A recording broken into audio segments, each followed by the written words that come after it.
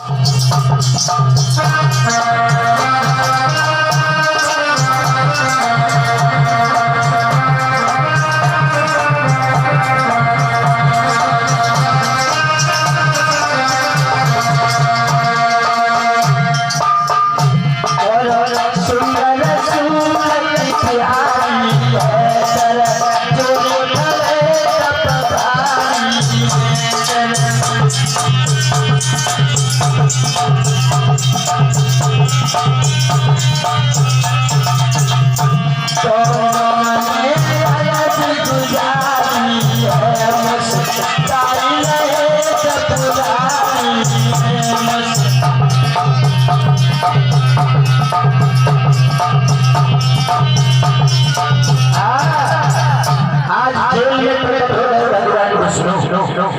सुखदेव जी कहते हैं राजा परीक्षित, भगवान की चार भुजाएं हैं, हाथों में शंख पद्म चक्र उठाए दिए हैं, बहुत सुंदर भगवान का रूप है मेरे भैया।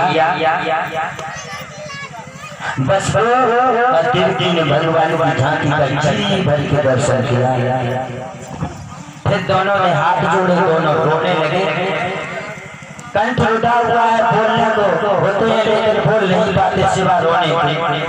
भगवान ने कहा ही माता देवी अब रो ना, एक बार मुझसे बेटा कह दो। ओ मैया देवकी, मैं तुम्हारे मुंह से ये सुनना चाहता हूँ, तुम मुझसे बेटा कह दो, एक बार मुझे अपना बेटा बोल दो। देवकी कहने लगी सुनो बेटा, हमने कहा था तुम बेटा बन के आना, लेकिन तुम बेटा बन के नहीं आए हो, तुम तो पिताजी बन के आए हो। भगवान बोले कर लो, तब से कह रही थी बेटा बन के आ जाओ, बेटा बन के आ जाओ, अब कह रही तो पिताजी बन के आए। अरे मैया हम पिताजी बन के नहीं आए हैं, हम तुम्हारे बेटा बन के आए हैं। और सुनील राजपूत ये भगवान के चरण में 51 रुपया भगवान को दान करते हैं। भगवान की श्रद्धा को स्वीकार करें, भोले बाबा धन दौलत को भगवान को भरे। भगवान बोले भैया मुझे बेटा कह दो। देवकी बोली बेटा तब कहते हैं जब बेटा बन के आए तो पिताजी बन के आए। अरे बेटा 7.5 हाथ का थोड़ी होता है, अरे बेटा तो छोटा होता है। भगवान कहने लगे अच्छा, तो मैया कहने लगी पहले ऐसा करो 2 हाथ हटा दो। 2 हाथ होते हैं बेटा के 4 नहीं। भगवान ने 2 हाथ हटा दिए। भगवान बोले अब तो बेटा कह दो। मैया बोली अभी नहीं, पहले छोटे बनो। अरे बेटा छोटा होता है जब जन्म लेता है तो बाल रूप धारण करो। भगवान ने बाल रूप धारण कर दिया। भगवान बोले अब तो बेटा कह दो। मैया बोली अभी नहीं, पहले वस्त्र उतारो।